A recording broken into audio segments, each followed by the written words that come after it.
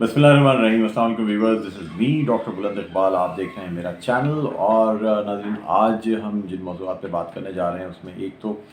قومی سلامتی کا اجلاس جو کہ وزیر اعظم شہباز شریف کی صدارت میں ہوا،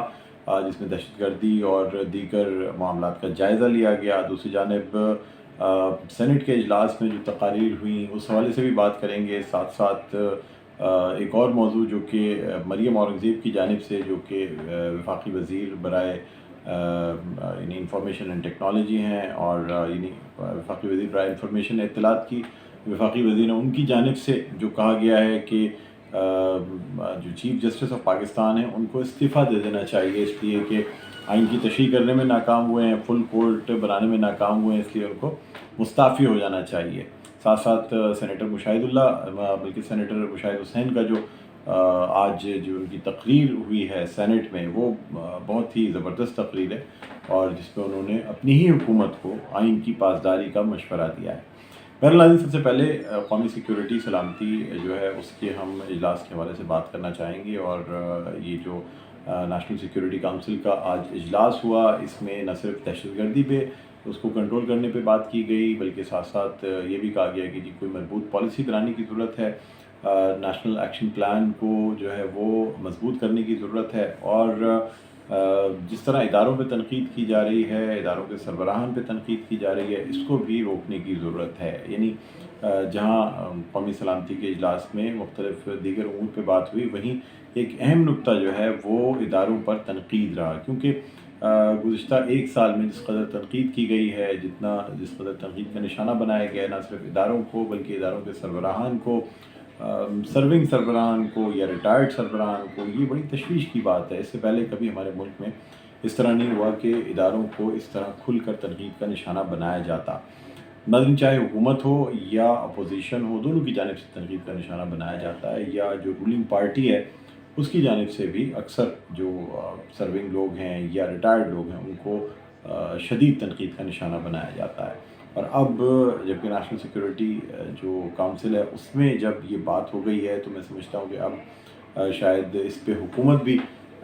تھوڑا سا جو ہے احتیاط سے کام لے۔ اپوزیشن اگر احتیاط سے کام نہ بھی لے، یعنی پاکستان تحریک انصاف اگر احتیاط سے کام نہ بھی لے، تو کم از کم حکومت پہ ابھی ذمہ داری عائد ہوتی ہے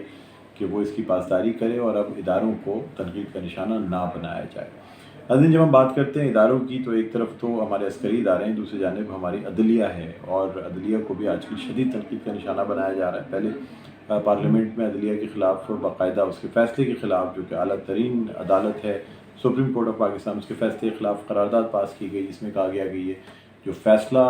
عدالت نے دیا، سپریم کورٹ نے جو فیصلہ دیا پنجاب اسمبلی کے الیکشنز کے حوالے سے، اس کو ماننے سے یکسر انکار کر دیا ہے۔ اس پہ آپ کو یہ بھی بتاتے چلیں کہ اس پہ بہت سے لوگوں نے کہا کہ جی آرٹیکل 68 جو ہے اس کی خلاف ورزی ہوئی ہے، جس میں صاف طور پہ یہ تحریر ہے کہ پارلیمنٹ یا مجلس شورا جو ہے وہ کبھی بھی کسی جج یا سپریم کورٹ یا کسی عدالت کے خلاف کوئی قرارداد نہیں لائے گی یا اس پہ بحث نہیں کی جائے گی۔ اب یہ چیز جب قانون میں موجود ہے، آئین کا حصہ ہے، تو پھر بھی جو ہے ہمارے پارلیمنٹ میں اس چیز پہ نہ صرف بحث کی گئی بلکہ باقاعدہ قرارداد منظور کی گئی۔ اس قرارداد پہ 42 لوگوں نے دستخط کیے، 200 یعنی 372 کے ایوان میں 42 لوگوں کے دستخط اس قرارداد پہ ہوئے، اور کہا یہ جا رہا ہے کہ جی اگر پاکستان تحریک انصاف نے کوئی درخواست لگائی جس میں کہ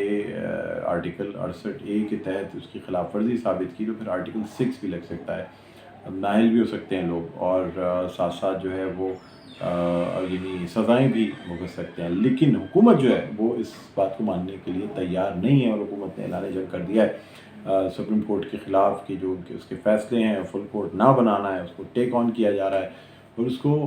آگے لے کر جایا جا رہا ہے۔ یعنی کسی بھی صورت اب یہاں تک بات آ گئی ہے کہ مریم اورنگزیب صاحبہ نے جو ہے وہ استعفیٰ مانگ لیا ہے سپریم کورٹ کے چیف جسٹس سے، اور کہ ان کو فوراً مستعفی ہو جانا چاہیے، اس لیے کہ وہ اپنی جو ذمہ داریاں ہیں اسے صحیح طریقے سے ادا نہیں کر رہے ہیں، جس میں نہ وہ صحیح طریقے سے آئین کی تشریح کر پائے، نہ ہی انہوں نے فل کورٹ بنایا، نہ ہی انہوں نے اپنی آئینی ذمہ داری ادا کی، جس کی وجہ سے ان سے استعفے کا مطالبہ کیا گیا ہے۔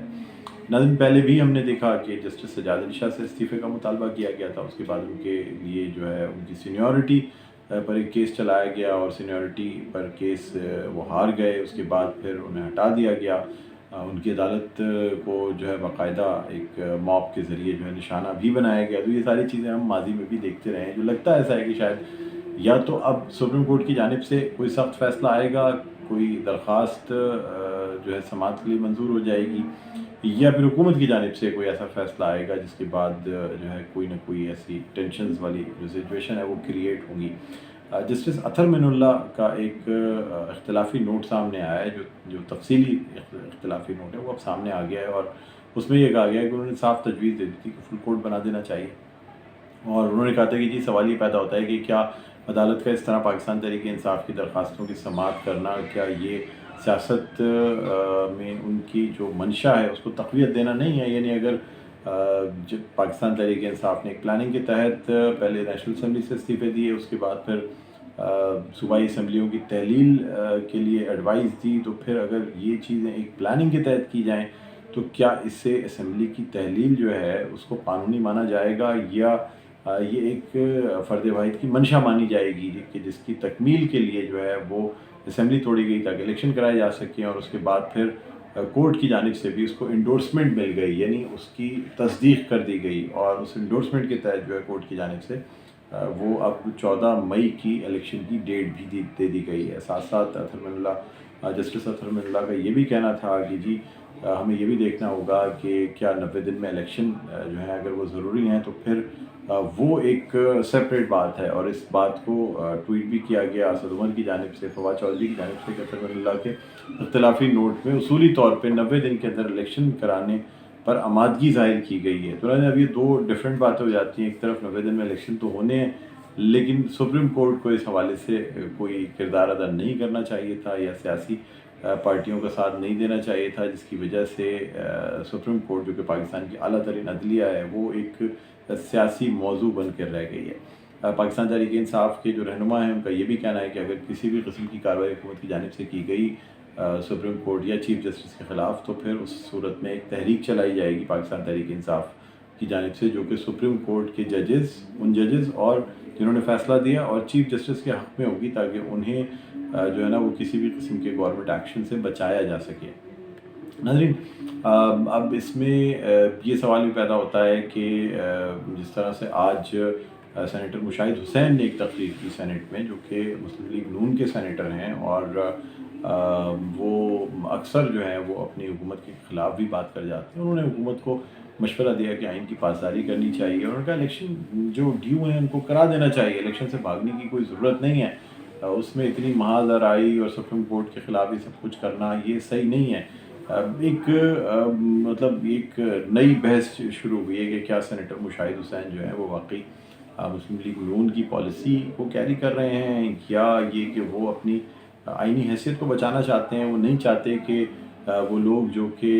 سپریم کورٹ پر تنقید کر کے اور اس کے فیصلوں کے اوپر تنقید کر کے اس کا فیصلہ نہ مان کے مبینہ طور پہ کسی بھی قسم کی جو ہے وہ کنٹیمپٹ آف کورٹ یا آرٹیکل 6 کی جو خلاف ورزی ہے اس کے مرتکب ہو سکتے ہیں. تو اس میں سے بہت سے ارکان ایسے ہیں جنہوں نے حصہ نہیں لیا ہے جان بوجھ کے ان چیزوں میں, تاکہ اپنے آپ کو بچایا جا سکے, خاص طور پہ کسی بھی قسم کی ممکنہ توہین عدالت یا کسی ایسے قدم سے جس کے تحت وہ نااہل ہو سکیں. تو یہ بات بھی ایک سوچنے والی ہے, اور ساتھ ساتھ جس طریقے سے انہوں نے اپنی حکومت کو مشورہ دیا ہے تو یہ ایک آئی اوپنر بھی ہے پاکستان مسلم لیگ نون کی حکومت کے لیے, کہ جب ان کے اپنے سینیٹر یہ کہہ رہے ہیں کہ آئین کی پاسداری کریں, اور یعنی ان کو جو ہے نا یہ کہا جا رہا ہے کہ جی آپ اس کو 90 دن میں جو الیکشن ہے وہ کرا دیں, الیکشن سے بھاگنے کی ضرورت نہیں ہے. دوسری جانب عمران خان نے جو ہے وہ JIT میں یعنی اس میں پیش نہ ہونے کا فیصلہ کر لیا ہے, اس لیے کہ 10 کیسز ہیں جن کی JIT بنائی گئی ہے, جو 10 قتل ہوئے تھے, اور اس JIT میں عمران خان نے شرکت نہ کرنے کا فیصلہ کر لیا ہے کہ وہ پیش نہیں ہوں گے,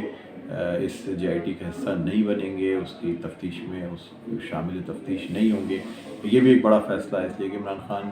شاید یہ سمجھتے ہیں کہ JIT جو ہے وہ شاید صحیح طریقے سے غیر جانبدار اپنی رپورٹ نہ دے سکے. دوسری جانب عمران خان کو عدالتوں سے بالکل ریلیف مل رہا ہے, یہ سلسلہ جاری ہے اور یہ شاید آگے بھی جاری رہے. بہرحال ناظرین, اب میرے اس